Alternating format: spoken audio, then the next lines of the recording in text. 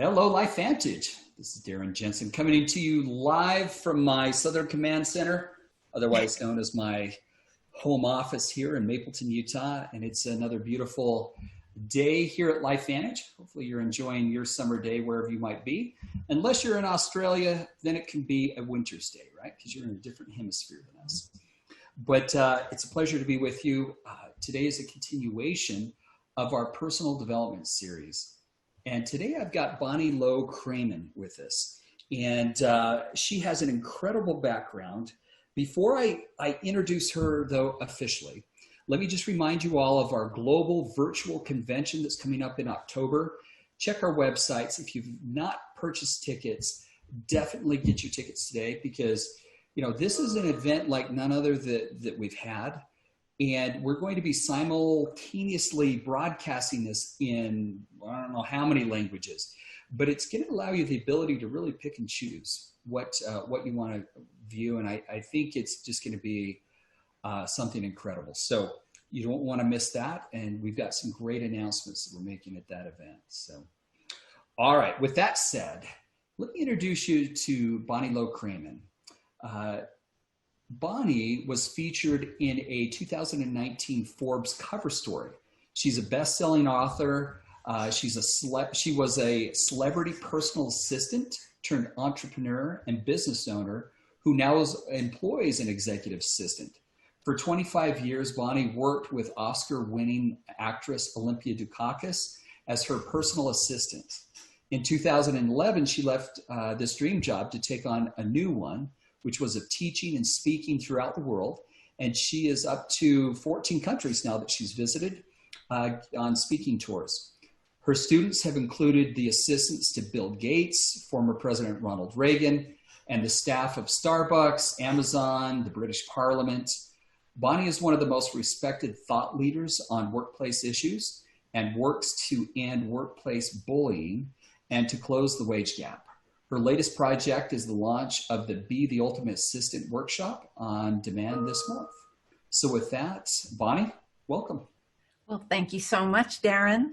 You're in beautiful Utah and I'm in beautiful Ponte Vedra, Florida. You know, before moving to Utah, I lived in Orlando. And so I have a very soft spot in my heart for Florida.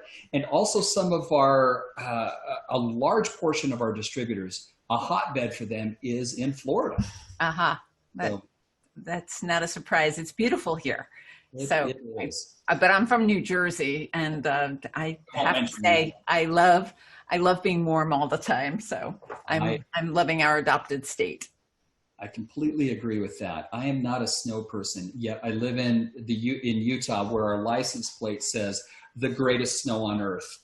I'm like, I have to say, if I don't see another snowflake in my whole life, I'm fine with that.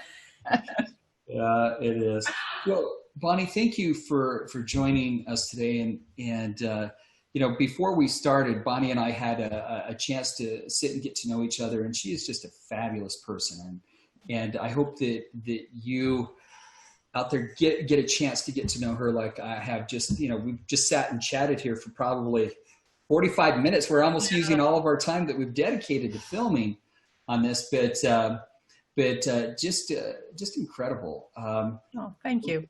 Bonnie, why don't you tell us a little bit about your life? I mean, I mentioned that you were an assistant to Olympia Dukakis, yes, and that you've been touring around the world. Help us get to know you a little bit.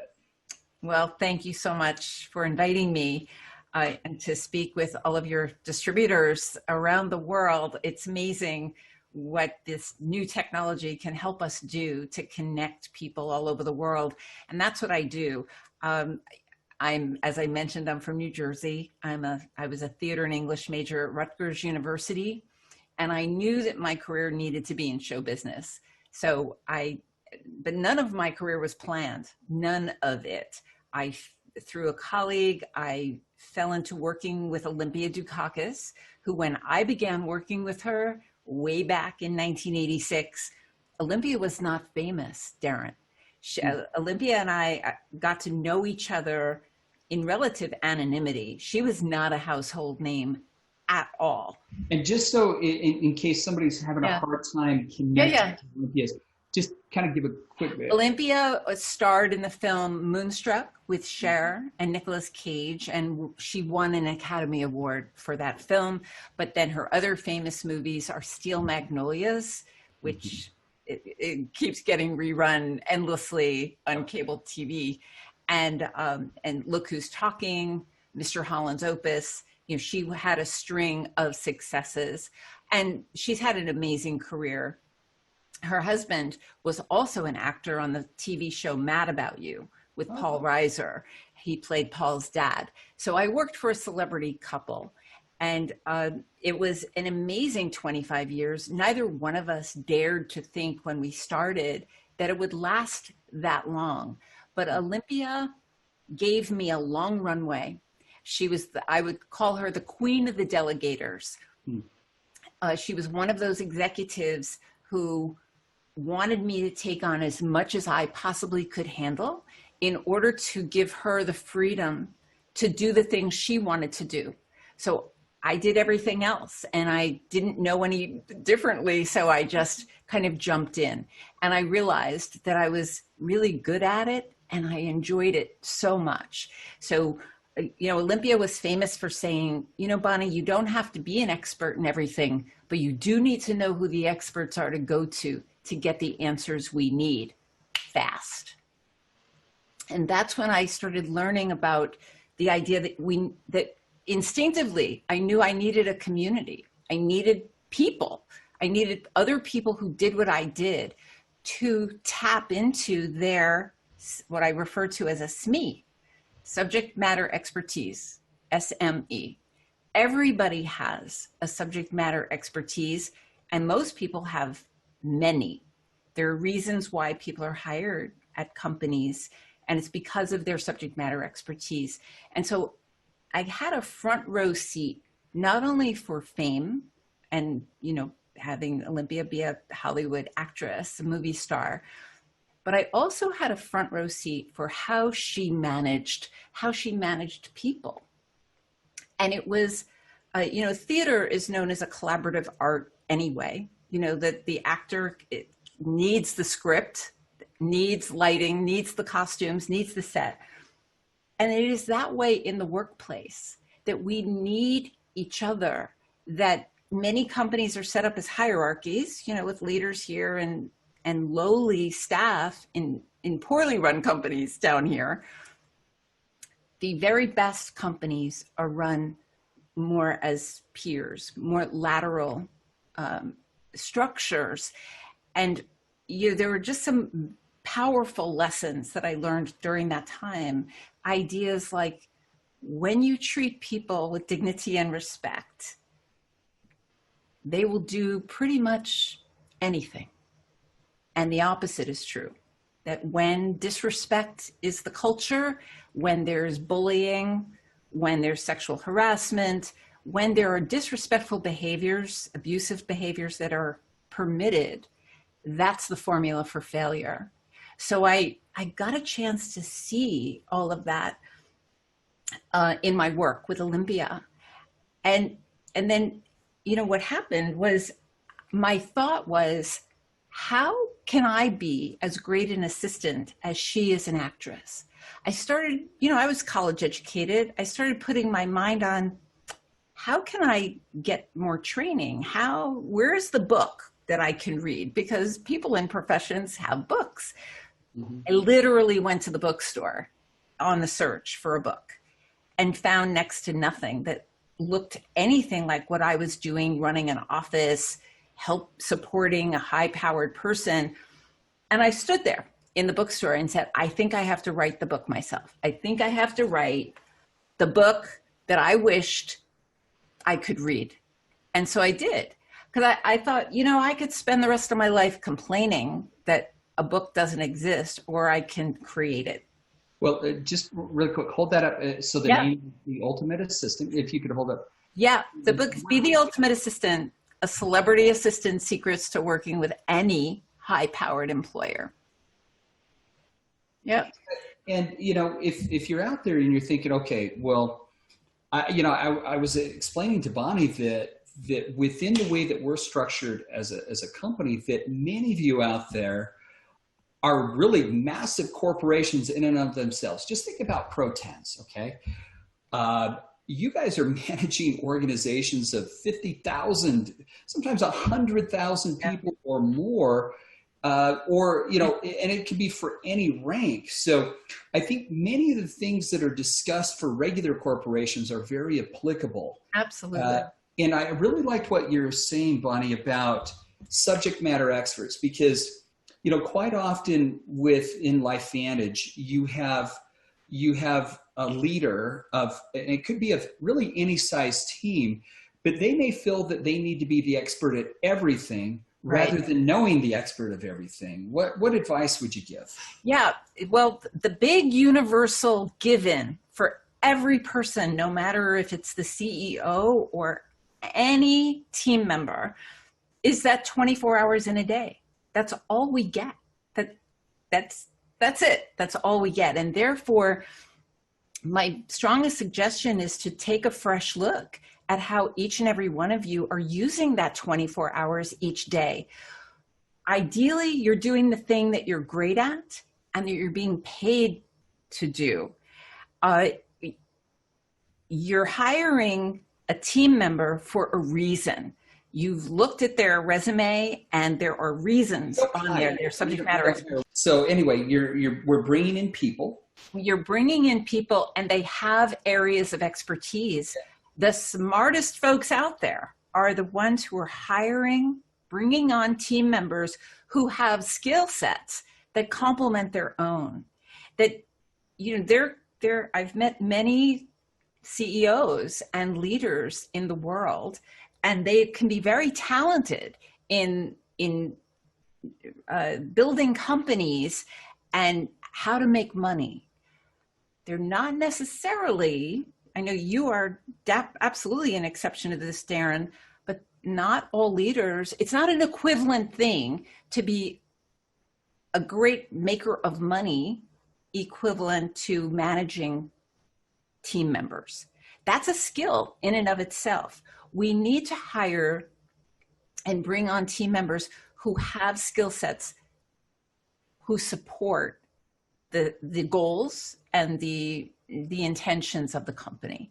That's essentially it. We're trying to use everybody's time wisely and to fully leverage our team, to fully leverage the folks who are already coming on board, whether they're a volunteer or whether they are making a salary. Across the world, the bottom line is that anyone working who has a job description, yes, they want to feel that they matter and that they belong in the organization, that they don't want to feel like a number. They want to feel that they have a unique contribution and that they're valued and respected for that contribution. That's the bottom line. And if the smartest leaders out there are the ones who set an environment that make the team feel safe to speak truth to power, feel safe to say what's on their minds. In my world of the assistants of the world, when I ask assistants, is it true that people will say things to you as the assistant that they would never say to your executive? And that's a lot of nodding heads. That's a big fat yes. That team members, it's just human nature that, you know, people always felt much safer talking to me and saying the harder thing than it would be to speak directly to Olympia Dukakis, the executive, the head person. And so therefore, are you aware of that, Darren? That people will say things to your assistant that they probably wouldn't say? I think inevitably that happens. I mean, I try to create an environment where people can speak, whatever it is, because they'll find me. I'm kind of, some of the distributors call me the Iceman, or they're whatever, because really I'm pretty calm even in tough situations. But I think there's just a natural tendency, maybe not so much on the executive, and this goes for distributor leaders too. If you're higher rank, maybe people don't want to say exactly things to you. Correct. And I think there may be a little hesitancy just from the person. You bet there is, unless the leader finds ways to truly make it safe. It's one thing to say, I want to know what you think. And it's another thing for your team to believe you. Yeah. No, and that's the thing, because what I've seen all over the world is that when team feels safe to say what's on their minds, they'll tell you everything. And if they don't feel safe, there's a lot of fear in the global workplace, fear of backlash, fear of repercussions for being the messenger. They will tell you next to nothing. And or as one of my students pointed out, they'll tell the leader what they think the leader wants to hear. And that's not serving anybody. no. Darren, you want to know the good, bad, and the ugly. Yeah. You've got to know it. You've got to know it. Yeah. If not, then you're making a decision on the wrong information. So garbage in, garbage out. So your distributors absolutely need to know that. But team often is reluctant, as you pointed out, to come forward. So there needs to be a mechanism in place through the groups to encourage team to, it's not only enough that they're the eyes and ears, but now it's about being the mouth. It's about being a partner. A true business partner is a person who feels free to come forward and to say, the issues in play. And with a company, large and small, they exist. I think a few of the things you said, I just want to highlight for everybody. And this was going back a little bit. You talked about how team members want to feel that they matter, that they belong, and I even think more so that they contribute. Because if you feel that you're contributing to the group, then you know that you matter and you know that you belong. And so as leaders out there, as I was thinking what Bonnie was saying, quite often I see distributor leaders try to do everything for your team. And I think that maybe in the short term that may do something or may make things go faster. What it does is take away the opportunity for those team members to feel like they're contributing. So I would encourage you to try to give them as much as possible to help them develop. Another thing that I liked what you're saying is that you need to understand what the truth is in your organization. And, we found, even looking at it from the truth standpoint, I remember a study that I was reading, and it was about direct selling. And it looked at how long people would remain in the business if you told them the truth. And what it said was, it was based on expectation. So if I had an expectation that something was going to be like super duper hard, and it was, then it met my expectation, and it didn't have much of an effect. And even if I made it sound even worse, and it was only this bad, but it was, it was really this hard. I said it was going to be this hard, but it was only this hard. They even stayed longer. But the worst was when they didn't know the truth. And, it's going to be easy, and it turned out to be hard. You had a massive falling off. And so I like that, speaking truth to people. One other thing that I wanted you to talk about, I know that you're writing another book, and that one of the chapters you had told me was about the power of asking, or the necessity to ask. Mm-hmm. Tell us about that a little bit. Well, in the world over, wherever I've gone, the frustration among team members, among assistants, is when decisions are made directly about a team member's responsibilities, but they're not asked first. A very vivid example of this is one of the most lively conversations in New Zealand at a lunch table, as I recall, was when an assistant was talking about the decision in the office to go to a totally open floor plan. And so the decision was made in a consultant's office miles away from headquarters, and the assistants in the organization were not consulted at all. And all of a sudden they were told they had to work somewhere else because they were going to break down all the walls. And the assistants were up in arms. And when they came back to this open floor plan, it was a disaster. It was a disaster because the people had to wear headphones, noise canceling headphones, because they were interrupted and distracted. The assistant to the CEO was terribly frustrated because she was handling such confidential things on her monitor that she couldn't be in a space where others could see what was on her computer screen,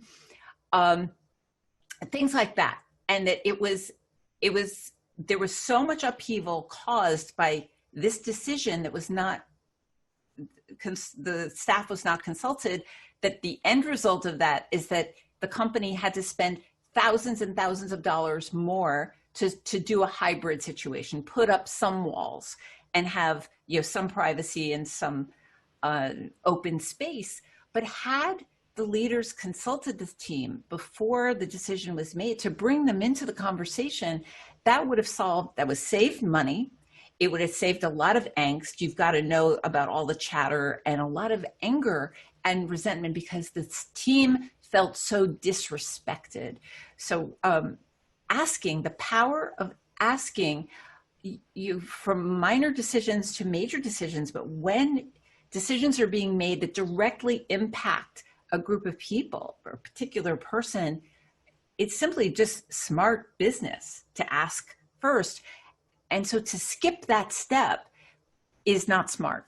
It's as simple as that. Yeah, I definitely see how for each of you out there, as you look at your organizations, you know, we're a volunteer workforce. I mean, what you're assembling is a volunteer sales force.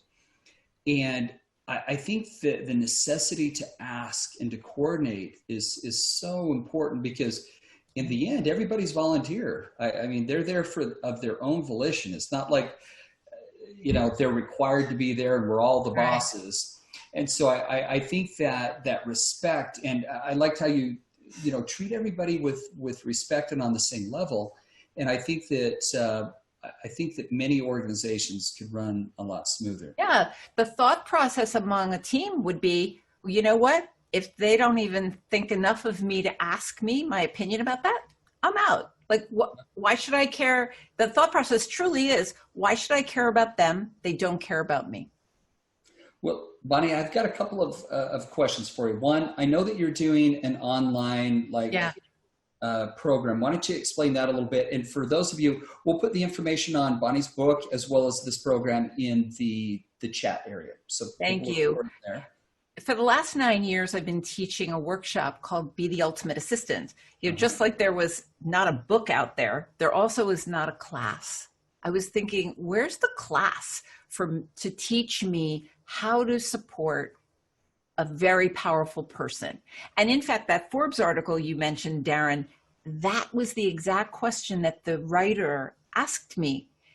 He said, when he first contacted me, he said, you know, I've been wondering, how do the world's most powerful leaders have assistants by their side who are equal to the task, who are able to manage someone's schedule, someone's life as powerful as Bill Gates, Oprah Winfrey, whoever you want, Darren Jensen?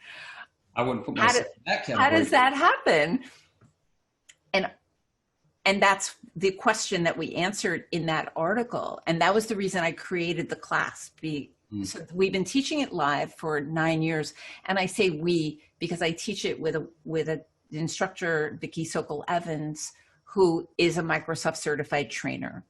That in the workplace, there is no way to succeed at the very highest levels, supporting CEOs and high-level executives and celebrities and entrepreneurs and business owners and distributors without being excellent in both the soft skills of leadership and communication and organization and the hard skills, the productivity skills, the computer skills, Microsoft Office, to be able to really navigate that. To have one without the other spells failure. You cannot succeed having just soft skills and no hard skills, or vice versa.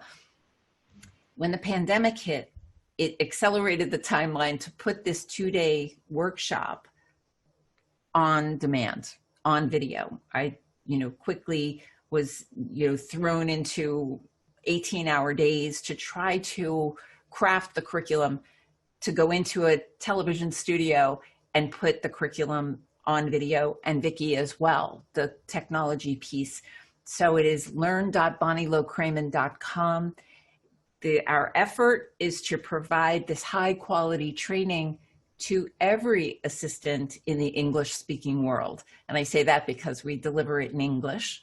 Maybe at some point there will be subtitles, but we know that there is a great hunger and a need for this kind of training to build these, what I refer to as ultimate partnerships. It doesn't happen by magic that leaders know how to hire and how to fully leverage a very talented assistant. Training is needed by the leaders, and training is most definitely needed by assistants to do their work really well. So that's what we've done, and that's what we're wanting to share. I think knowing both the soft skills and the hard skills, the technical skills, are important for anything. Yes. And from a distributor standpoint, quite often I see the failure in each of your businesses or many of your businesses because you're only good at one side or the other. Either you're really good with people, but you're just terribly unorganized and don't know how to, do any of those technical skills. This would probably be very applicable for you to learn both sides and become efficient. And I think it would drive your business forward. Yeah, you don't know what you don't know.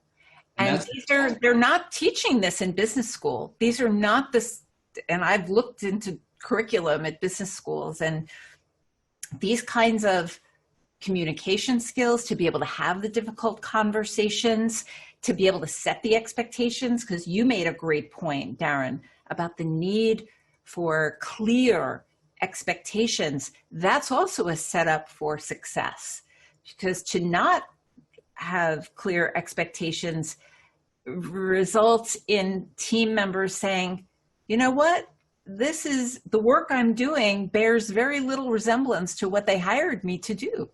And so there's a disconnect. And what we want to avoid in a post-pandemic world where life is stressful and anxious enough, we want to stabilize people's work lives. And we do that by asking, by treating people with respect and dignity, and by setting really clear expectations so that no one's disappointed or resentful or saying, hey, you never told me that. All right. So as I looked at the clock, and our time is running very short. It flies by. Let me throw one question at you. It has nothing to do with your books, nothing to do with Lifevantage or anything, but I always ask this final question. Okay. If you could give a recommendation to us today, something that we could do in our lives today that's easy, that we could incorporate, that might make us better people, that might make us happier, bring us more joy, more peace into our lives, and it could be anything. What would you recommend? What's something that you could tell us that we might try today that would make us happier or give us more peace? It's easy to relate to people when things are good. Not so easy when things are tough, and when you're unemployed, when there are money problems, when you're stressed out over a sick family member. And what I share is that as much as I think, Darren, I think we put people in boxes. I think we size people up in our orbits, in our world, and we think we have them all sized up. We know exactly who Joe is or whatever. And my theory on people is that we only know half of it.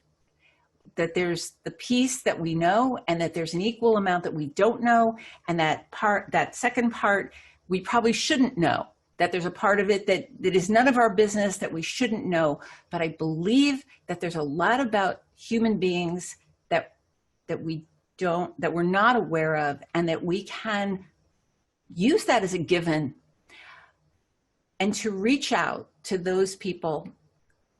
It could be one person a week who you haven't heard from in a while, or is unemployed, or I mean, specifically in the aftermath of all the racial strife that raised its head in a huge way in May with George Floyd,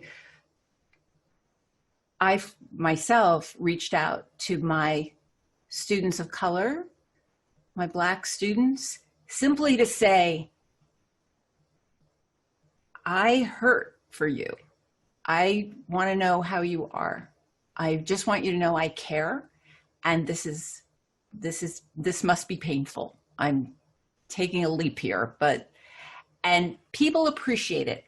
It's kind of like when people die, it's so awkward. Like, we're not trained. I heard somebody say, Darren, we do a whole lot better with the beginning of life than we do about the end of life.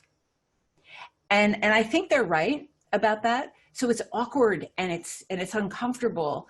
But I guess what I believe is true is that when people are down, when people are hurting, that's when they need you the most. That's when there's never a bad time to say, how are you? I'm checking in with you. How can I help? If you have the means, would you like a little money? Would that be helpful? Can you surprise them by a gift card or dinner delivery? Something just to say, I care, I'm here, and I'd like to be able to, I'm in your life. I'm not running. Like, isn't it true? We find out who really is for us when things are not so great. Well, I think that's what I think. Great advice. Thank you. And I think what you're saying, sometimes in those times of the most distress where we could really help people, it is one of the most awkward times. Yes. You don't know how to approach. You have great you don't want to mess it up. Yeah, you want to help, but you don't know where to start. Right. So I guess the best thing is just start. Just do it anyway. Do it anyway, even if it's messy. So that's what happens, is that you just don't do anything, is that you go radio silent. And that's when people need you the most. Yeah. Truly. Yeah. No, it's great. It's great advice. Well, Bonnie, thank you for taking time out of your busy schedule. Thanks for having me, Darren. And wish you the greatest success with your Ultimate Assistant on Demand program. Thank you. As well as with your book.